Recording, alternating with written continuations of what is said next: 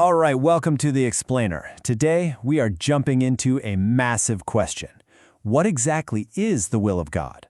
Well, our source material, a theological seminar, it gives a pretty surprising answer. It suggests it's not some mystery list of rules we have to figure out, but a single epic plan that covers all of history. I want you to picture it like this, a giant panoramic drawing. So instead of us trying to find our own tiny little piece of the puzzle, this viewpoint says no, you have to see the whole picture first. It's a single blueprint for everything: creation, redemption, judgment, and every last detail is already sketched in. Now, to really grasp this big picture, the seminar asks us to completely flip our perspective. The common view is that God's plan is all about us, right? That Jesus died to save us. But this view argues that the plan is primarily for the Son, and our salvation is the incredible, amazing result of that. And that one little shift, it changes how you see everything. So, here's how we're going to trace this divine plan. We'll go through 5 key stages, starting with that original blueprint, then looking at the roles of Adam and the law, seeing how the Son fulfills it all, and finally, what it all means for you and me today. Okay, first up, the blueprint. The core idea here, the foundation for this whole thing, is that God's plan, from the very beginning of everything, was designed with one person at its absolute center, His Son. And according to this view, this isn't just some, poetic language. It means the entire universe was literally created as an inheritance for the Son. This sets up a story where every single event, every person, is there to ultimately bring glory to Him. Okay, so if the whole plan is for the Son, where does humanity fit into all this? Well, that brings us to the role of the first Adam and how this whole grand plan got started right here on Earth. Now, this perspective defines Adam in a really specific way. He's not just the first human, he's the first person to have a spiritual pact, a covenant with God. His spirit came from the heavens, and that little distinction, it's absolutely crucial for everything that comes next. So God gives Adam this one single command, and the consequence is death. But you gotta ask the question, right? In a perfect creation, why even introduce the possibility of failure? Why put that tree there in the first place? And this is where the interpretation gets, well, pretty mind-bending. It suggests that Adam's fall wasn't some surprise tragedy that God had to scramble to fix. No, it was an intentional part of the blueprint. For the Son to be able to show perfect obedience through death, death itself had to enter the story first.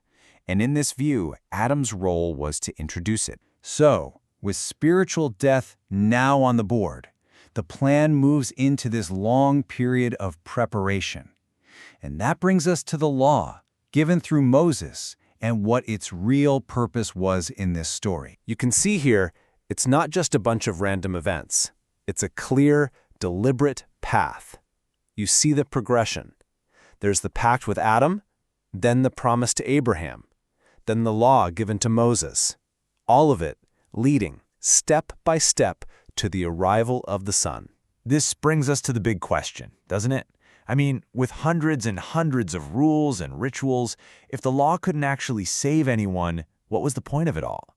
Was it just some kind of failed experiment? The crucial point here is that the law was never meant to be the final solution. It was a pathway built for Jesus to walk.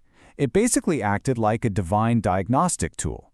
It made sin totally obvious and proved beyond a shadow of a doubt that nobody could get right with God on their own. It was designed to show the world just how desperately it needed a savior. And that desperate need, well, it sets the stage for the absolute climax of the entire plan, the moment the heir finally arrives to walk that path and fulfill the Father's will. So Christ's mission is laid out here in a very precise order. Priority number 1, obey the Father. To do that, he had to become human so he could experience the very death that Adam introduced. And that one single act of obedient death is what destroyed the devil's power, which then resulted in Jesus receiving his ultimate glory and inheritance. This quote just nails the central argument we started with. Was Jesus' death for us? Absolutely, yes. But from this perspective, that's not the primary reason. The primary reason was to fulfill the Father's will for the Son.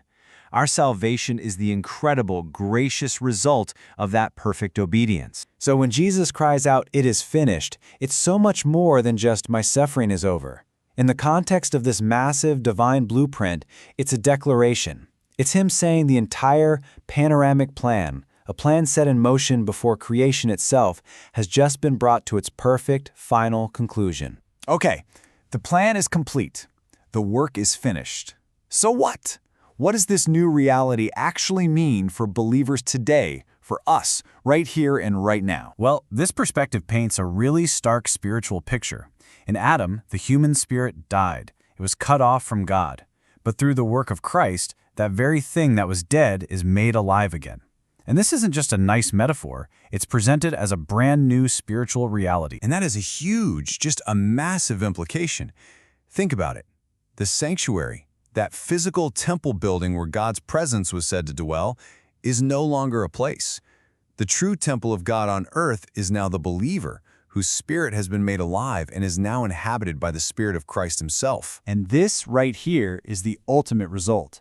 This is what the whole thing was for. The entire epic, panoramic plan culminates in this: a restored relationship where believers, with a spirit that has been made alive, can now actually intimately call God Father. And so that is the final question our source material leaves us with.